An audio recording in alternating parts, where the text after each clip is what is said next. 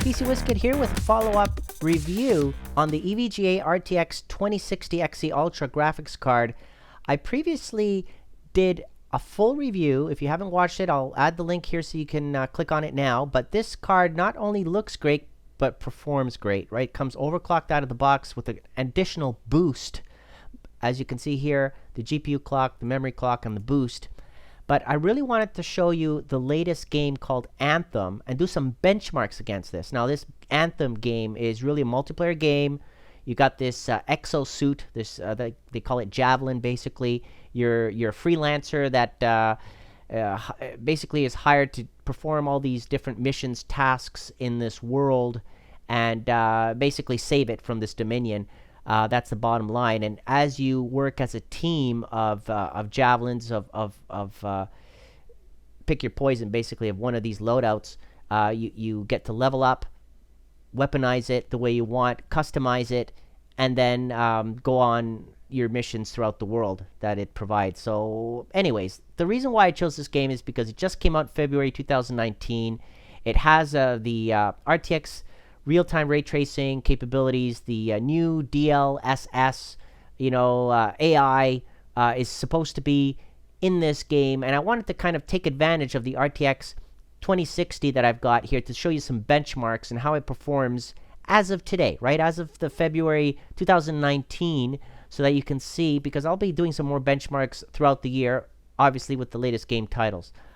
Now, I'm going to be doing benchmarks on ultra, high, and medium settings on a 2K monitor. Okay, so that's 2560 times 1440p. Okay, so that here we are, taking off on a mission. Again, it's multiplayer. You usually have a group of 4, up to 4 that you're with, for example, performing certain tasks, going after certain things, and that enables you to get more experience and level up.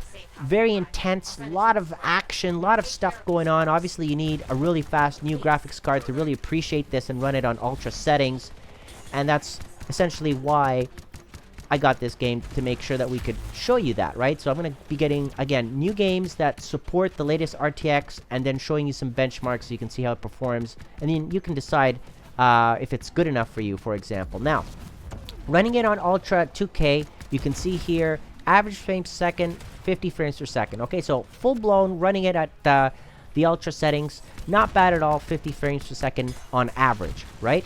Now, on high settings, obviously, we get a boost on that average. It goes to about 60 frames per second. And then if we lower the quality to medium, well, obviously, the frames per second are going to go even higher, right? In that case, it went up to 77 frames per second on average. Obviously, that's really nice and smooth.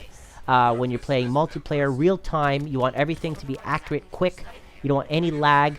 And obviously, me recording the screen and playing at the same time, you can see the capabilities of this graphics card that's able to record and still give me smooth gaming experience. Now, I did overclock it even further, and if you wonder about that, well, it's in my full review, how to overclock this card. And I got an additional boost and memory overclock out of this as well, as you can see right there. And, well, that essentially gives us anywhere from about 5 to 20 frames per second, depending on your graphic settings, depending on the level and what you're doing. Obviously, you'll get more or less, but considerable amount of a boost in frames per second when I overclock this EVGA 2060 even further than what it came out of the box. So terrific results right there. So there you have it. If you're interested and wondering about the latest game title, Anthem, and the benchmarks and what it has to offer, terrific game, not bad at all. I'm getting used to it. It's not necessarily something that I'm, always playing, but it's good to get familiar with it so that I can use it in my benchmarks coming up in 2019. Comment below if you haven't watched my full review. Click here now to watch that. And again, thank you for watching.